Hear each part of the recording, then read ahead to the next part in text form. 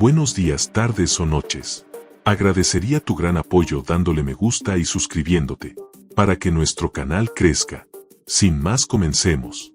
Cuando todo comenzó, jamás pensé que el lugar en el que estaba parado se convertiría en mi refugio, en mi trinchera y de algún modo, en mi propio campo de batalla. Yo solo quería comprar un par de cosas, algunas latas y un par de botellas de agua, nada especial, solo lo necesario para el fin de semana.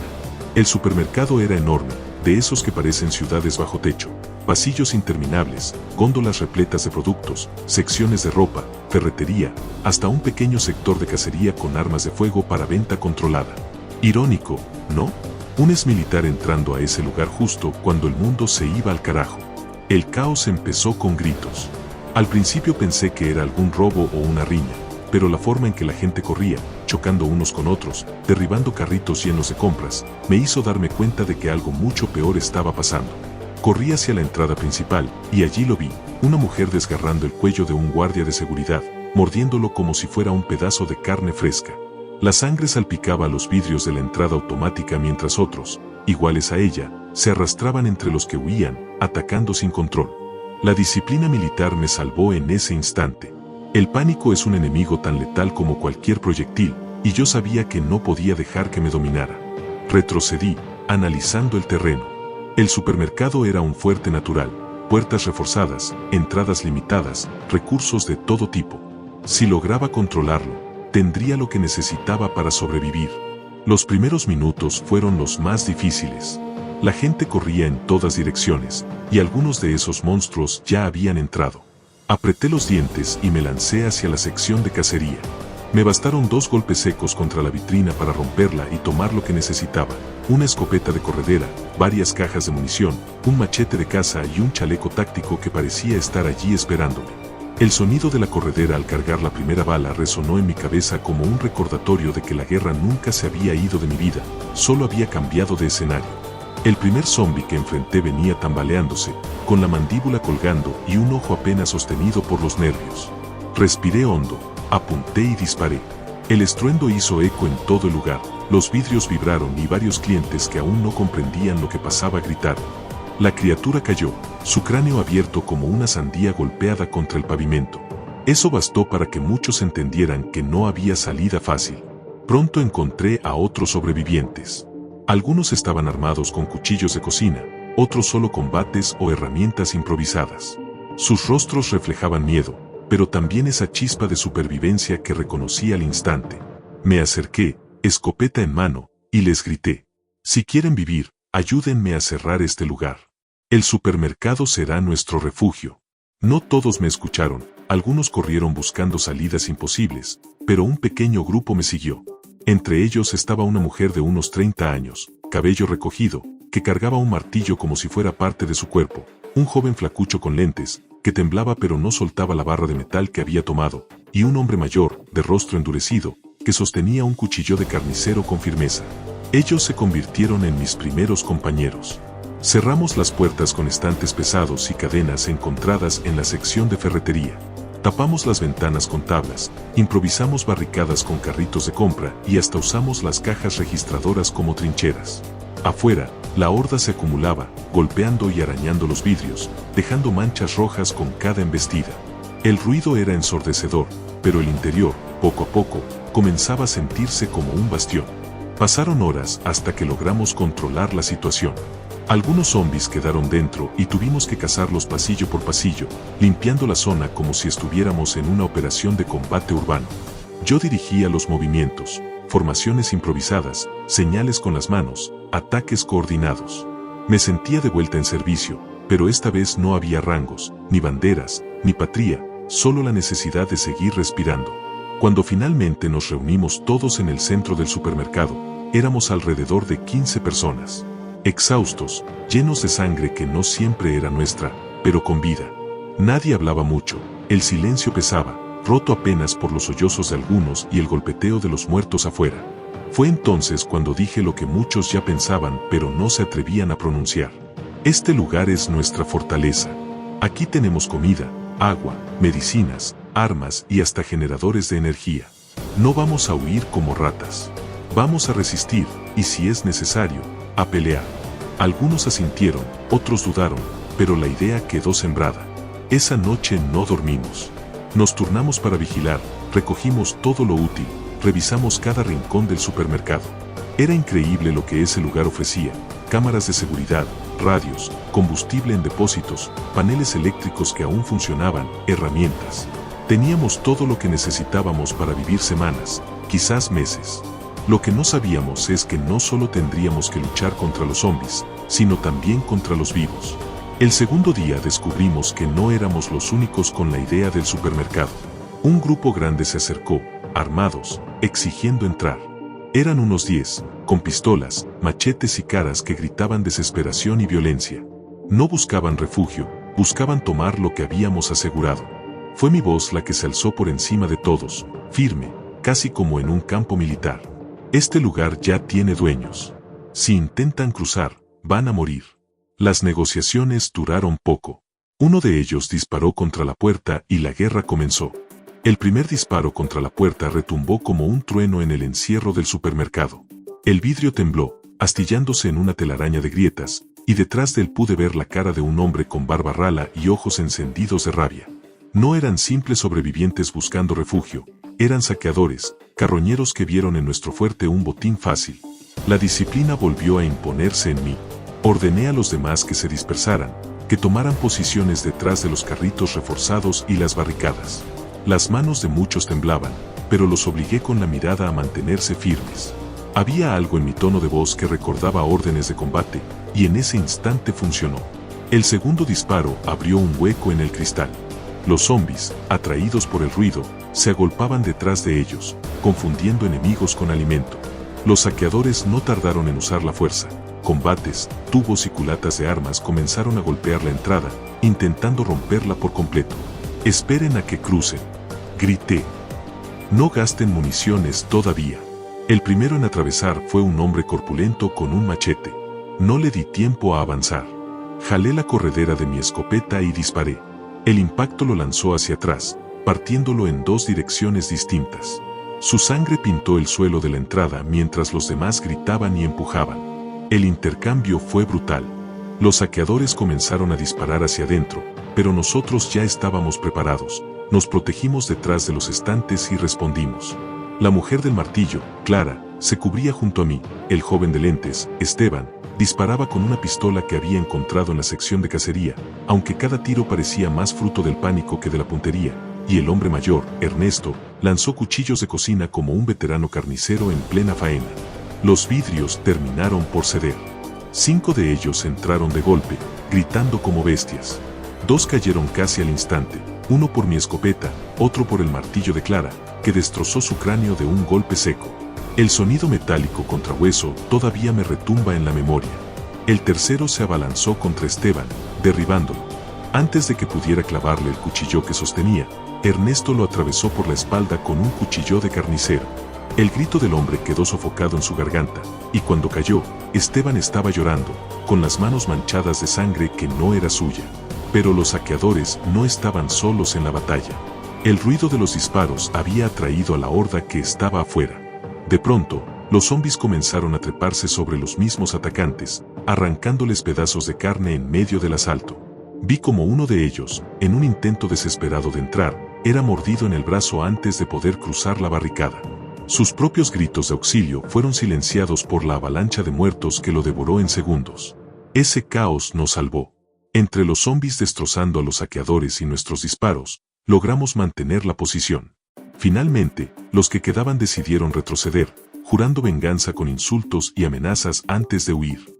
El silencio posterior fue pesado, roto solo por los gemidos de los zombies golpeando la entrada y los sollozos de algunos de los nuestros. Habíamos ganado, sí, pero la batalla había dejado cicatrices. Un chico joven, apenas mayor de edad, yacía muerto en el suelo, una bala perdida lo había alcanzado en la cabeza. No era soldado, no era combatiente, solo un civil que tuvo la mala suerte de estar en el fuego cruzado. Me quedé mirándolo largo rato. En mi vida militar había visto la muerte de cerca, demasiadas veces, pero nunca se vuelve más fácil. Lo peor era saber que, en este nuevo mundo, esas escenas se repetirían una y otra vez. Esa noche, mientras reforzábamos las barricadas y recogíamos los cuerpos para incinerarlos, me senté con el grupo para hablar. La tensión era insoportable, la gente tenía miedo, y algunos comenzaron a cuestionar si valía la pena resistir en ese supermercado. Van a volver, dijo Clara, con la mirada fija en la puerta. Y no vendrán solos. Exacto, respondí. Por eso tenemos que prepararnos como si esto fuera una base militar. Vamos a organizarnos, guardias por turnos, inventario de suministros, rutas de escape, posiciones de defensa. El que no esté de acuerdo puede irse, pero si se queda, tiene que cumplir órdenes. La mayoría aceptó. Nadie quería estar afuera, y pese al miedo, entendieron que lo que proponía era la única manera de sobrevivir. Así comenzó la verdadera transformación del supermercado. Ya no era solo un refugio, se estaba convirtiendo en un bastión. Organizamos sectores, uno para dormir, otro para las provisiones, uno más para medicinas. Usamos carpas y cobijas para improvisar un área común donde podíamos descansar. Los generadores nos dieron electricidad y pudimos mantener encendidas algunas luces, aunque aprendimos rápido a usar solo las necesarias para no llamar demasiado la atención. Los días siguientes fueron un infierno de trabajo constante. Sellamos entradas secundarias, subimos al techo para vigilar los alrededores, colocamos alambres y trampas improvisadas. Yo entrené a los demás en lo básico, como apuntar, cómo moverse en pareja, cómo usar armas blancas sin matarse entre ellos. No todos tenían la madera de un soldado, pero poco a poco comenzaron a actuar como un grupo. Y entonces llegó el segundo ataque. No fueron zombies. No fueron los mismos saqueadores de antes. Esta vez era un grupo mucho más grande, mejor armado, con vehículos improvisados y más organización. Los vimos acercarse desde el techo, camionetas con tablones de madera reforzando las ventanas, hombres con rifles y chalecos, mujeres cargando mochilas enormes. No eran simples sobrevivientes desesperados, eran una facción. Cuando se estacionaron frente al supermercado, uno de ellos habló con un megáfono. Este lugar ahora nos pertenece. Entréguenlo y podrán irse con vida. Resistan y serán masacrados. Miré a los míos. El miedo era evidente, pero también la determinación. Ya no eran civiles aterrados, eran parte de una guarnición. Y yo, sin quererlo, me había convertido en su comandante. Respiré hondo, acomodé la escopeta en mis manos y respondí: tendrán que matarnos a todos. Y así comenzó la guerra. La noche anterior al ataque grande fue una de esas que se siente como la calma antes de que te arranque la piel.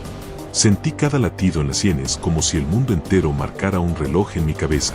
Nos movimos en silencio, revisando las defensas que habíamos colocado, tablas clavadas, cadenas, alambres tensados, clavos escondidos en tablas para que cualquier tabla que intentara mover se convirtiera en una trampa. En el techo, colocamos reflectores cubiertos con bolsas para que pudieran encenderse solo si era estrictamente necesario. En los laterales, clavé tablas con puntas hacia afuera para que cualquier intento de trepar fuera una pesadilla sangrienta. No era bonito, pero era efectivo. Les di instrucciones claras, parejas de patrulla, puntos de reunión, señales con linternas apagadas, una breve ráfaga de 3 destellos, y redundancia en la comunicación.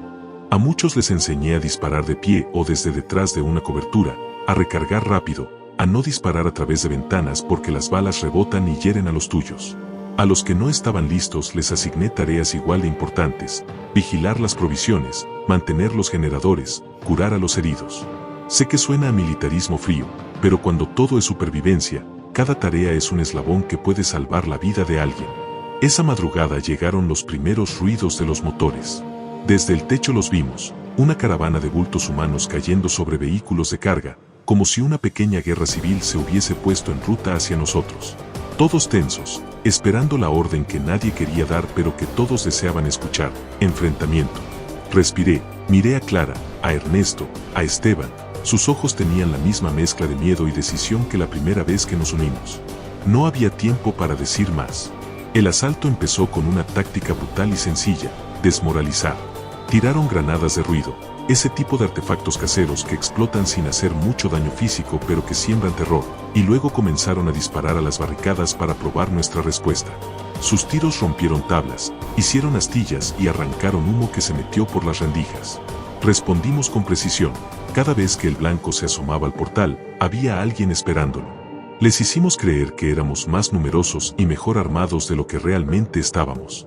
Pero no era suficiente. Alguien de ellos había aprendido la dirección de nuestras cámaras de seguridad, y a los pocos minutos, comenzaron a lanzar proyectiles impregnados de aceite y material inflamable. Un carrito volcó, un foco se prendió y el fuego lamió un pasillo. El olor a quemado subió como un animal hambriento. Ordené dispersar a la gente y apagarlo. Nos costó perder un montón de víveres enlatados, y la propaganda del exterior se tornó más violenta, voces con megáfonos llamándonos cobardes por escondernos detrás de latas y generadores. Entonces vino la maniobra que hizo temblar mis manos. Una máquina rudimentaria, como un ariete con ruedas, embistió la entrada principal. Lo habían reforzado con tablones y metal y lo empujaban con una masa humana. Pude ver a hombres encapuchados, rostros endurecidos por el odio. La máquina golpeó con tanta fuerza que una de las puertas cedió. La adrenalina me elevó mientras gritaba órdenes y activaba la trampa que habíamos preparado, una malla de hierro por debajo de la rampa que arrancó los ejes de la rueda del ariete, provocando el caos entre los atacantes. Varios cayeron, algunos quedaron atrapados bajo el ariete reventado. Aún así, no era el fin, sabíamos que ellos, puestos en movimiento, se adaptarían. Entraron por la brecha 3 hombres antes de que pudiéramos clausurarla por completo. Uno llevaba un rifle grueso, otro un lanzallamas casero que escupía fuego verdoso. Lo primero que pensé fue que si dejábamos que el fuego encontrara el depósito de limpiadores o el combustible del generador, nos quedaríamos en la oscuridad y sin energía, sería la sentencia. Grité a la gente que apagaran todo rastro de combustibles expuestos. Clara, sin pensarlo, se lanzó con su martillo hacia el hombre de lanzallamas, golpeándolo brutalmente hasta dejarlo inmóvil. Me quedé sin aliento viendo la sangre y el destrozo. Ese instante confirmó algo que ya sabía: en la guerra no hay lugares para los tibios. La pelea dentro se volvió cruda, cuerpo a cuerpo en pasillos estrechos entre estantes de cereales. Los atacantes eran feroces, con el despecho de los que creen que todo les pertenece. Pero nosotros conocíamos el terreno a nuestro favor, conocíamos cada pasillo, cada esquina ciega, cada trampa. Los dirigí hacia la carnicería donde habíamos colocado cuchillos afilados escondidos detrás de las lonas. Fue allí donde varios de los atacantes encontraron su final, atravesados por herramientas que no habían esperado. No fue limpio, ni elegante. Fue supervivencia mugrienta. Algunos de los nuestros no volvieron. Perdimos a 2 en la primera hora de lucha. Un hombre joven que quiso perseguir a un intruso por el pasillo 9 y fue sorprendido por una emboscada, y una señora mayor que a pesar de su edad no se rindió y terminó atravesada por una culata. Los enterramos detrás del edificio en la tierra que quedó entre el muro y la bodega, cubriéndolos con sacos de cemento y promesas rotas. Hicimos una lápida improvisada con una caja de cartón. Por no rendirse, se leía con una letra temblorosa. Guardé la rabia y la convertí en concentración. Cada pérdida endurece el alma, pero también nos hace más eficaces. En el exterior, los atacantes trajeron a su último recurso, una jauría de hombres disfrazados con trapos ensangrentados que usaban a zombis atados con sogas como escudos vivientes para acercarse a nosotros. Fue la primera vez que vi ese horror calculado, usar a los muertos como cuñas humanas. Ladraban órdenes y golpes, y detrás de ellos se acercaban otros hombres con combustible y herramientas para forzar puertas. Comprendí que no solo éramos un objetivo por lo que conteníamos, éramos una pieza simbólica. Si tomaban el supermercado, enviarían un mensaje a todos los que resistían. La guerra se volvió psicológica entonces.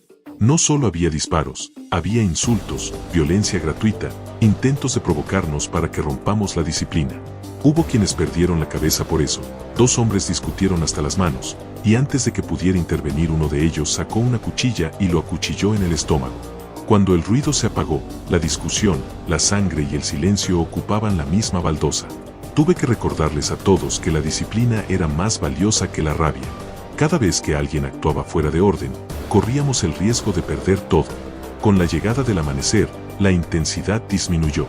Los atacantes restantes se reorganizaron y se retiraron, llevándose consigo a los gravemente heridos y a los muertos que podían cargar. Nos dejaron el campo de batalla sembrado de destrucción, con cajas volteadas, estantes destrozados, vidrios por todos lados.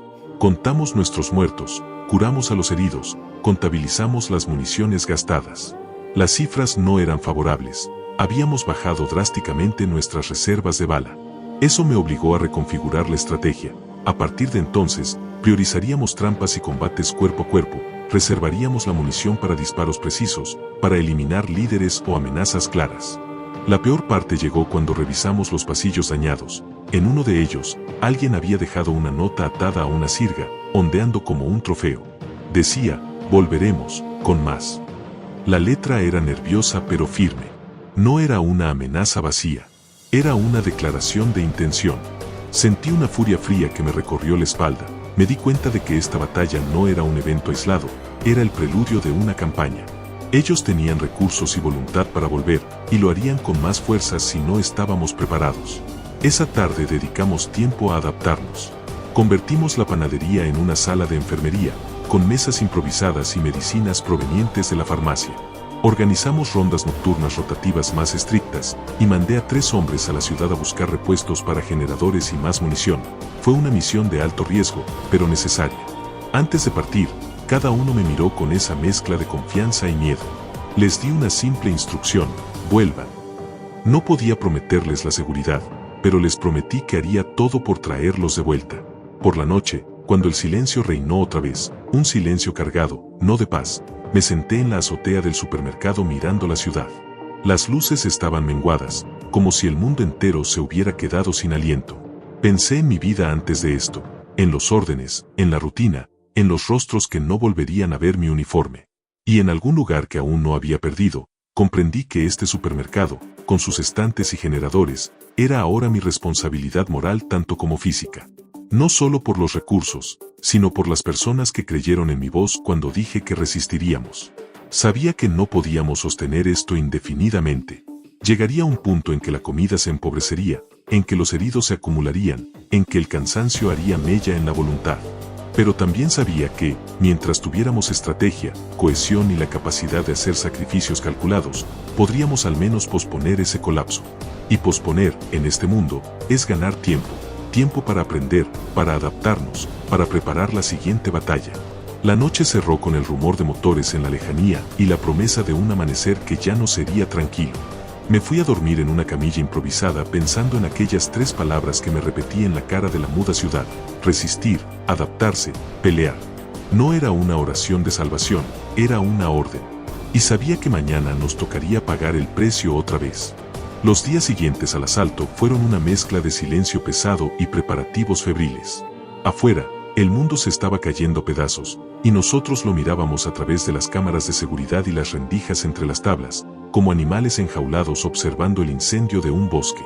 Los que habían sobrevivido dentro del supermercado cargaban consigo más cicatrices de las que podían mostrar. Algunos lloraban en silencio al dormir, otros mantenían la mirada perdida incluso cuando les hablaba. Nadie salió ileso, ni siquiera yo. Las expediciones que envié regresaron, pero incompletas. Uno de los 3 que mandé a buscar munición nunca volvió. Los otros llegaron con los ojos abiertos como platos, diciendo que afuera ya no había zonas seguras. La ciudad entera se estaba llenando de facciones, de grupos armados que reclamaban barrios completos como reinos improvisados. Y entre esas ruinas, los zombies se multiplicaban sin cesar, como si cada grito de dolor fuera una invitación más a sumarse a la horda. Una noche, desde la azotea, lo vi con mis propios ojos. Una marea interminable de muertos avanzaba por la avenida principal. Miles, tal vez decenas de miles. Sus gemidos se mezclaban en un rugido colectivo que hacía vibrar el aire, y se movían como una ola, derribando autos, postes, casas. No eran un puñado de criaturas sueltas, era un ejército. Clara, que estaba conmigo, apretó mi brazo tan fuerte que sentí como sus uñas se enterraban en mi piel. Nadie dijo nada. No había palabras para describir lo que teníamos frente a nosotros. Sabía en ese instante que el supermercado, por más fuerte que fuera, no resistiría eternamente. Podíamos tener armas, comida, energía y disciplina militar, pero eso era apenas una chispa de orden en medio de un océano de caos que ya no se podía contener. La siguiente mañana reuní al grupo en el centro del supermercado. Todos se sentaron alrededor de las mesas improvisadas con cajas de cartón y paletas de madera.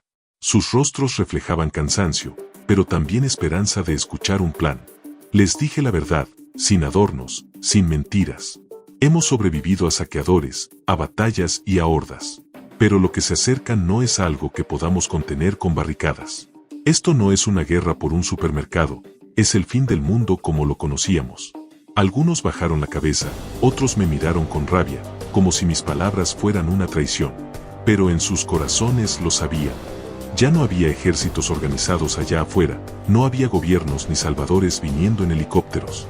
Solo quedaba resistir, adaptarse Tal vez, encontrar la manera de seguir siendo humanos en un planeta que ya no lo era. Clara rompió el silencio. Entonces, ¿qué hacemos? La miré, y después miré a todos los demás. Sus ojos buscaban una chispa, algo a lo cual aferrarse. Hacemos lo único que podemos hacer, dije. Luchar. Y cuando llegue el momento, movernos.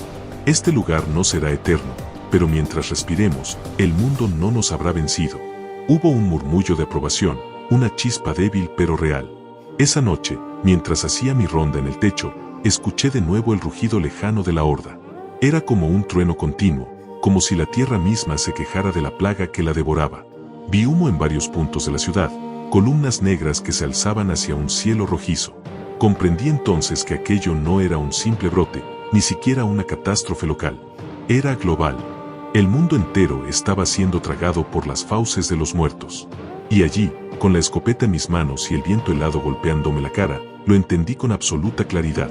Todo lo que habíamos vivido hasta ese momento, todas las batallas, los gritos, la sangre derramada en los pasillos del supermercado, no eran más que el prólogo. El verdadero infierno apenas estaba comenzando. Recuerda suscribirte al canal y darle me gusta a esta historia. Te lo agradecemos. Y que en paz descanses.